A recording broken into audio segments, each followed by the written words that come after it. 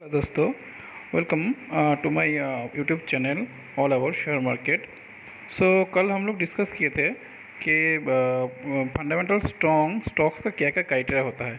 तो आज हम लोग सीखेंगे कैसे उसको सर्च करना है fundamental strong stocks. And then हम एक एक करके एक दो स्टॉक हम लोग एनालिसिस करेंगे कि इंडिविजुअल स्टॉक्स को after getting the results from the list. So how to analyze the particular stocks. So let's start. So उसके लिए हम लोग पहले जाएंगे, आपका मेरा स्क्रीनर है screener.in। सो इसमें मैं पहले ही सब करके रखा था। तो क्या क्या क्राइटेरिया है, सो देखिए screener.in में जाएंगे। तो उसके बाद मैं फर्स्ट से स्टार्ट करता हूँ। screener.in में आएंगे, उसके बाद यहाँ पे क्रिएट न्यू स्क्रीनर करके एक बटन है, तो इसमें क्लिक करेंगे तो ये एक बॉक्स खुल जाता है। उसमें आप जो क्वेरी है वो सब लिख सकते हैं। तो मेरा पहले ही वो उसको जो क्वेरी है वो लिखा हुआ है, तो हम उसमें डायरेक्ट चल जाते हैं। ये रहा। हम क्रिएट किया, इसका जो क्वेरी है देख लीजिए एक बार, ये है। दोस्तों वीडियो थोड़ा लंबी हो सकता है, इसको एंड तक देखिए, क्योंकि एंड तक नहीं देखेंगे तो छोटे छोटे बहुत चीज़ें हम बताएंगे वो आपको समझ में नहीं आएगा। देखिए पहले जो सर्च क्राइटेरिया है वो हम लोग डाले हैं इसमें क्वेरी में, मार्केट कैपिटलाइजेशन। तो मैं पहले बोलूँगा कि कल हम बोले थे कि मार्केट कैपिटलाइजेशन 1000 करोड़ होना चाहिए। तो अभी हम इसमें किए 5000 करोड़, क्योंकि मैं चाहता हूँ कि जो बिगिनर्स है तो वो पहले 5000 करोड़ के ऊपर का स्टॉक से ही स्टार्ट करें। Market capitalization greater than 5,000 and sales this year, I mean for the last 4 quarters, it should be greater than or equal to 1,000, and the last year sales should also be 1,000, and profit after tax the current year, I mean for the last 4 quarter it should be 50 crore, and profit after tax last year greater than 50 crore. And then debt to equity, we have discussed about debt to equity yesterday. So debt to equity less than or equal to 0.5, and average return on equity 5 years greater than or equal to 12, and average return return on capital employed greater than or equal to 14, and return on capital greater than or equal to 12. Return on capital greater than 12 means the current year it should be 12, and return on capital employed is 14 means current year it should be greater than or equal to 14, and pledge percentage greater than or equal to 20. So हम लोग अगर run this query करेंगे, so 148 results are coming. So I have saved the query and some changes. So you're getting the list of all 148 list of stocks. अब हम कोई एक और दो स्टॉक्स जो आया है इसमें, तो हम लोग उसको एनालिसिस करेंगे कि कैसे इसका बिजनेस लाइन एनालिसिस करते हैं, कैसे इसका फाइनेंशियल एनालिसिस करेंगे, और उसके बाद और थोड़ा थोड़ा कुछ भी चीज़ें हैं जो आपको देख के पता चल सकता है कि ये स्टॉक कि आगे आने वाले दिनों में थोड़ा ग्रो कर सकता है। तो आप इसमें निवेश कर सकते हैं और इसमें स्विंग ट्रेड भी कर सकते हैं अपना वेल्थ क्रिएशन के लिए और थोड़ा पैसे कमाने के लिए। Let's start. एक स्टॉक हम लोग पकड़ते हैं, कोई भी एक जैसे कि रैंडमली स्टॉक पकड़ते हैं। चलिए पकड़ते हैं ये अभी, चलिए डिक्सन टेक्नोलॉजी, इसको ही पकड़ लेते हैं। देखिए यहाँ पे अबाउट डिक्सन टेक्नोलॉजी क्या है उसका जो दिया हुआ है। डिक्सन टेक्नोलॉजी क्या है, ये एलईडी सेगमेंट में काम करता है, consumer electronics and home appliances, all these things, CCTV and electronic equipments, all these things are making this stocks। तो जो हम लोग का भी जो मेक इन इंडिया इनिशिएटिव आया है, तो उसके लिए ये सब जो कंपनीज है तो थोड़ा सा आगे ग्रो कर रहा है और आगे आने दिनों में भी ग्रो करेगा, क्योंकि हम लोग का जो चाइना के ऊपर डिपेंडेंट है वो थोड़ा सा अभी इंडिपेंडेंट हो रहा है, क्योंकि इंडिया में भी ये सब चीज़ें बनाने के लिए गवर्नमेंट भी थोड़ा उत्सुक है और कंपनी भी आ रही है। इससे पता चल सकता है कि कौन सा चीज़ में काम करेंगे। अगर इस कंपनी का मेन क्या है, कंपनी के बारे में जानना चाहते हैं, तो ये वेबसाइट है, इसमें क्लिक करना है। तो वेबसाइट पर क्लिक करेंगे तो ये डायरेक्ट उसको वेबसाइट में चला जाएगा।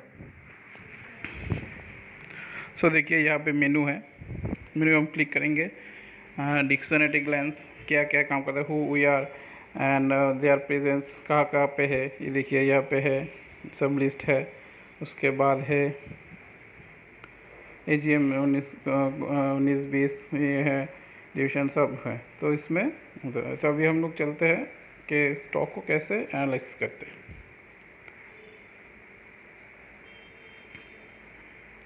तो देखिए मार्केट कैप कंपनी का है 25,894 करोड़, करंट प्राइस है 4,421 और हाईएस्ट है 4,483,1134 और स्टॉक पी है 160। तो इसके ऊपर हम लोग ज़्यादा ध्यान नहीं देते क्योंकि पी जब बढ़ता है तो दाम बढ़ता है, अपने आप बढ़ जाता है, और घटता है तो अपने आप घट जाता है। बुक वैल्यू मीन्स हम लोग डिस्कस किए थे कि नेट एसेट जो है कंपनी का उसको बुक वैल्यू बोलते हैं। उसके बाद ROC, देखिए ROC हम लोग क्राइटेरिया रखे थे कि 12-14 होना चाहिए करंट ईयर में, तो ये इसका देखिए 32 और ROE 25 है, तो हम लोग बोले थे कि 12 होगा तो अच्छा है कंपनी। इसके बाद आते हैं प्रेस परसेंटेज 0, PG रेशियो 4.56,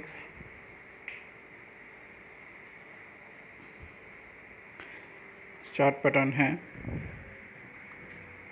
उसके बाद आते हैं हम, ये है PR कंपेरिजन, उस सेकंड में और क्या क्या स्टॉक्स है जो है BPL, Videocon, sharp India, solar, this the stocks करते हैं। Quarterly results, just see the quarterly results.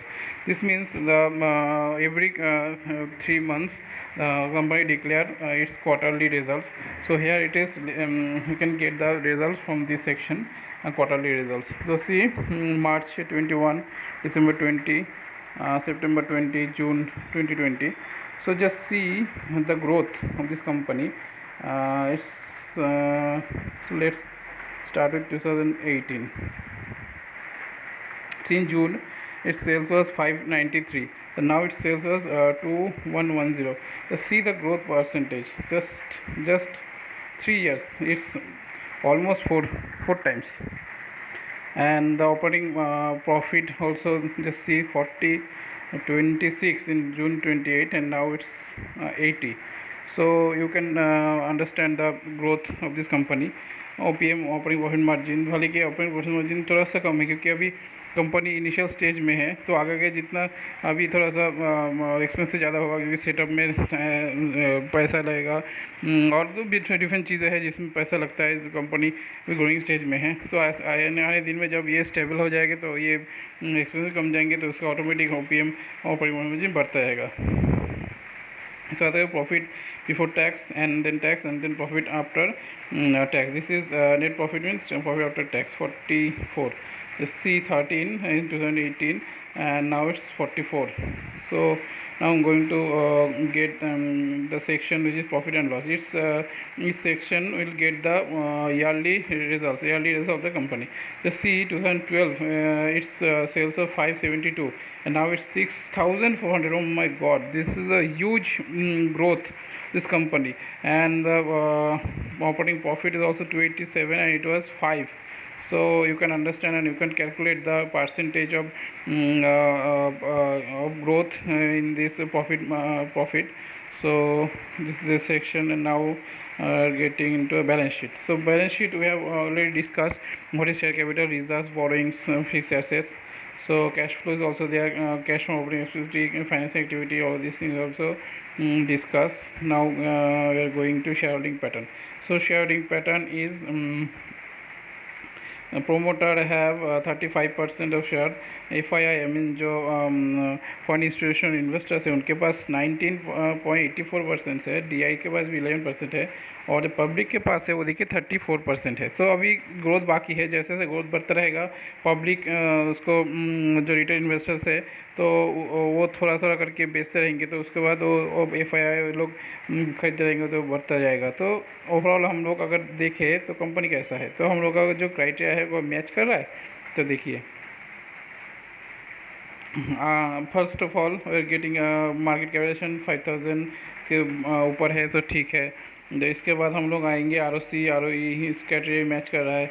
इसके बाद हम लोग debt to equity 0.21, it's very good. Now we are getting this results also, very promising results, and yearly results or quarterly results also. And balance sheets, just see Yeah, reserves in 2012 52 crore. Now it's 726. So it's almost 10, 12, 12, 14 times. So it's a huge. I mean, say capitals reserves are increased, and borrowings are borrowings is little bit, because respective to reserves and share capital, borrowings are very low, 0.21%, and now getting the C and ROE. So these are the things. Now one more thing we have to check, that is the average ROC or ROE. So if you want to verify that one, so you have to go to another website that is called RateStar. So I am going here, just write RateStar and go to this one. Just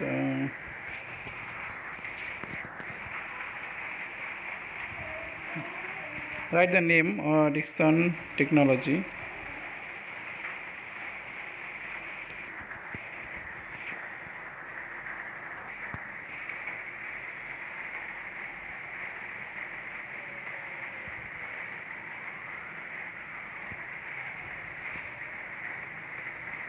Here you will get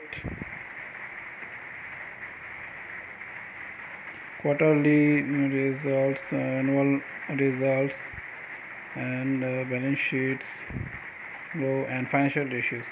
Yes, these are financial ratios. So if you want, so write see ROE or ROC 25 to 1917, 18, 23, 29, 17, and March 21. So overall, if you calculate the average ROE, so we'll get it's more than 12, and if we calculate the ROC is also more than 14. So overall, according to our criteria, so it's a good company. So if we get any chance, I mean which in which level you have to purchase this, I mean if this type of stocks it's very good and very promising, because आने वाले दिनों में इसका growth बहुत अच्छा होने वाला है. सो इस बारे में, इस सब स्टॉक में हम लोग क्या करते हैं कि एवरी डिप्स में 5%, 10% डिप्स में होता है, तो उनको एक्यूमुलेट करते रहते हैं. और क्योंकि ये सब स्टॉक्स जो है वो लॉन्ग टर्म में रन करता है, तो लॉन्ग टर्म के लिए हम लोग थोड़ा थोड़ा करके इसको एक्यूमुलेट करते हैं. सो दोस्तों, तो ये था कैसे एक स्टॉक्स को एनालिसिस करना चाहिए. सो और एक ट्रिक्स जो है हम लोग फॉलो करते हैं, तो उसको हम आपके साथ शेयर करना चाहेंगे. एक है बीटा वैल्यू.